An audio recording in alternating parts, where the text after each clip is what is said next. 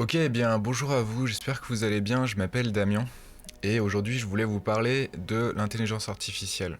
Du moins ce qu'on appelle l'intelligence artificielle. Donc à savoir l'idée que des algorithmes puissent être plus intelligents que les humains, ou enfin c'est du moins la plus commune, qu'ils soient plus rapides, plus performants, etc. Ce qui d'ailleurs est assez évident dans le sens où effectivement les ordinateurs ils vont faire des calculs et que la vitesse de calcul ne dépend pas de paramètres biologiques mais de paramètres technologiques. Et du coup tout dépend de la puissance du processeur, de la mémoire, des capacités de mémoire, du coup que ce soit la mémoire vive ou la mémoire morte, et évidemment de la capacité des humains à produire des programmes qui donnent des résultats assez exceptionnels. Et en l'occurrence, c'est plutôt du coup ce dont il s'agit aujourd'hui avec ChatGPT. Donc ChatGPT, Generative Pre-trained Transformer. Donc je sais pas exactement ce que signifie transformer, parce que génératif, bon bah c'est effectivement ça génère quelque chose. Du coup, ça transformer, c'est, il me semble, la capacité que cette intelligence artificielle a à changer et à évoluer. Plus vous lui parlez, plus elle a d'informations et plus en fait elle va vous donner des choses en lien avec les informations que vous lui donnez. Et c'est vrai que c'est assez impressionnant en fait, on lui parle, on lui demande des choses et puis elle nous répond. Au début j'ai trouvé ça impressionnant et puis après avec du recul je vois les gens être fascinés par ça, genre waouh. Alors qu'en fait bon bah il fait un truc que finalement Google fait plus ou moins depuis un certain temps, Alexa aussi je sais pas dans une moindre mesure. Après effectivement là on est dans du texte pur, du coup il n'y a pas l'aspect vocal qui effectivement fait que Google a dû peut-être éventuellement il y a plus de travail derrière ça, parce que finalement le texte est beaucoup plus simple. Faut se rappeler quand même que l'informatique finalement est basée sur du texte très simple, notamment par ASCII. À ce qui paraît, excusez-moi. C'est quelque chose que les ordinateurs sont très habitués en fait depuis les années 70, même avant, via le langage C. Il y a carrément un type de variable, c'est simple en C, du moins ce que j'ai appris. Dans un premier temps en C, vous avez des variables qui sont des nombres entiers, donc int, et des caractères, donc qui sont des chars. CHAR. Et effectivement, ça fait longtemps que les programmes, en fait, les ordinateurs sont faits pour ça. Du coup, c'est un peu logique que ce soit assez impressionnant. ChatGPT, donc le produit qui a été mis sur le devant de la scène il y a peu de temps, c'est pas le plus gros. En fait, il y en a d'autres. Notamment, j'ai cru entendre Jurassic. Et puis, enfin bref, il y en a plein d'autres qui ont beaucoup plus de données, beaucoup plus de paramètres et qui ne sont pas montrés au public. En fait, ChatGPT, c'est surtout le premier qui montre au public. Et c'est vrai que c'est assez impressionnant. On va aller droit au but. Effectivement, ce programme a tendance à remplacer beaucoup d'emplois, notamment tout ce qui est rédaction de contenu simple. Alors le copywriting, par exemple, pour vendre, ça je pense que c'est pas encore remplacé, mais ça ne saurait tarder. Ça consiste comme un séisme un peu dans le marché de l'emploi en général, en fait, dans la mesure où effectivement, là on va avoir beaucoup de métiers, c'est pas qu'ils vont disparaître, mais je veux dire ils n'auront plus aucun intérêt d'être faits par des humains parce qu'ils coûteront trop cher par rapport à un humain en fait. Et c'est vrai que c'est là que l'idéal, c'est quand même de s'adapter en fait à tout ça, et c'est ce que je vous souhaite. C'est un petit peu pour ça que je fais cette vidéo. C'est effectivement, faites en sorte de développer des compétences que des machines peinent à recréer en fait. Voilà, tout simplement.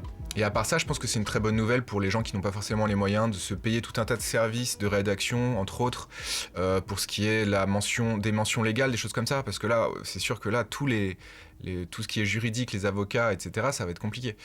Les conseillers juridiques, les conseillers de beaucoup de choses en fait, parce que ça me rappelle même un collègue, un ami qui m'a dit qu'il avait demandé à ChatGPT juste de lui faire un programme de diète avec, il donne son poids, il donne ses objectifs, si c'est de la prise de masse, prise de ce qu'il veut, et le truc lui a fait vraiment un planning très, voilà, normalement c'est des gens qu'on va payer pour ça. Alors après évidemment il y a certains métiers où le contact humain est juste la base du métier, mais là en l'occurrence voilà, si c'est juste pour avoir un programme diététique, voilà, c'est gratuit. Enfin, pour le moment, du moins, c'est gratuit. Sûrement, ça va être payant. Après, il va y avoir beaucoup de concurrence. C'est ça, comme je vous ai dit, il y a d'autres modèles qui sont développés. Du coup, voilà, c'est sûr que ce sera assez abordable. Et je pense qu'effectivement, notamment parmi les compétences que vous pouvez utiliser qui ne peuvent pas être remplacées par des machines, c'est tout simplement d'être l'opérateur de ces machines. Et ça revient aussi souvent à se dire aussi, est-ce qu'on est producteur ou est-ce qu'on est consommateur? Et je pense que c'est bien d'être un peu des deux, enfin du moins pour ma part. Voilà, trouver une balance. Je pense que évidemment, plus la balance va du côté du producteur, mieux c'est pour vous. Quoi qu'il en soit, je voulais aussi vous parler d'un bouquin que je me suis mis à lire là récemment. Enfin, j'aime beaucoup, je m'attendais pas, je connaissais pas, mais c'est très intéressant. En fait, c'est très intéressant. C'est justement sur. Ça ressemble d'ailleurs, ça rejoint un petit peu l'intelligence artificielle dans le sens où c'est des réseaux de neurones, mais là en l'occurrence, c'est des neurones vraiment physiques dans notre cerveau. Et voilà, en gros, qui remet en question la croyance selon laquelle en fait on est né avec du talent et que en l'occurrence c'est en progressant, enfin en pratiquant qu'on progresse et qu'on devient meilleur à ce qu'on fait. Et donc voilà, je voulais en parler, mais je pense que je le ferai dans une autre vidéo.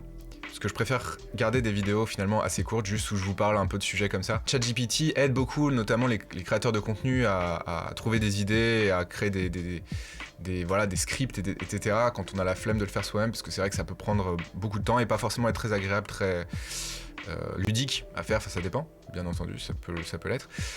Donc oui, ce que je veux dire, c'est essentiellement que je pense que je vais apprécier justement dans cette chaîne donner un contenu plus, je dirais, organique, dans le sens où effectivement je prépare quasiment rien, même si dans ma tête j'ai déjà beaucoup d'idées, beaucoup de choses dont je veux vous parler, et c'est vrai que c'est là où je me trouve le plus à l'aise. En tout cas, j'espère que vous allez bien, que vos projets se déroulent pour le mieux. Améliorez-vous bien, et puis si ça vous intéresse, vous pouvez vous abonner, me laisser un petit commentaire, je serais très heureux de les lire et éventuellement répondre à vos questions ou avoir votre avis là-dessus, bien entendu. Un truc qu'il faut se rappeler aussi, c'est que finalement, une intelligence artificielle, comme son nom l'indique, artificielle, artifice, a été créée par l'homme. Enfin, il y a d'autres définitions, mais moi je vois cette définition-là, que ça a été créé, voilà, on peut dire synthétiquement, mais ça veut dire la même chose. C'est l'homme qui l'a créé. Et en l'occurrence, c'est des hommes qui l'ont créé, c'est effectivement des hommes qui ont développé ces programmes, et ces programmes se nourrissent des hommes, se nourrissent du savoir, de la connaissance des hommes. Du coup, je pense que finalement, un des trucs les plus positifs qu'on peut dire, c'est que tout ce savoir devient accessible à beaucoup de gens. Voilà. Après, voilà. Il faut toujours aussi être conscient des dépendances que peuvent avoir, quel que soit le produit, qu'elle soit idéologique, qu'elle soit culturelle. Du coup, on est forcément biaisé. Voilà, c'est tout ce que je voulais dire. Et voilà, méfiez-vous parce qu'effectivement, j'ai pu lui poser certaines questions. Elle m'a fait faire n'importe quoi pour vous dire. Bon, après, c'est moi qui suis pas assez. J'aurais dû réviser les bases ou aller sur des sites, tout simplement, qui parlent de ça. Mais en l'occurrence, je voulais réinstaller un système d'exploitation. Je lui ai demandé comment le faire. Et elle avait l'air assez sûre d'elle. Elle m'a dit efface la partition de boot. Alors bon, je sais pas, elle avait pas compris toutes les informations, mais elle m'a fait faire n'importe quoi. J'ai fait n'importe quoi, mais le truc c'est que je suis responsable. Hein. À un moment donné, j'ai choisi de faire confiance à une espèce des problèmes mentaux, quoi. Enfin, des problèmes de connexion neuronale, si je puis dire. Du coup, c'est moi qui suis responsable. Voilà. Donc ça, je pense que c'est aussi important de s'en rappeler. Après, de toute façon, je pense que je ferai d'autres vidéos à ce sujet, parce que je trouve ça à la fois passionnant et je trouve ça très enthousiasmant, au final. Et puis, je pense que c'est important, voilà, c'est intéressant d'en parler et puis de comprendre un petit peu. D'ici là, je vous souhaite une excellente journée. Chers amis, améliorez-vous bien et je vous dis à plus dans la prochaine vidéo, du coup, où je parlerai sûrement de ce livre qui parle du cerveau, la myéline dans les neurones. C'est très intéressant. La matière blanche, il me semble, ou grise, je sais plus. Bref, à plus, ciao.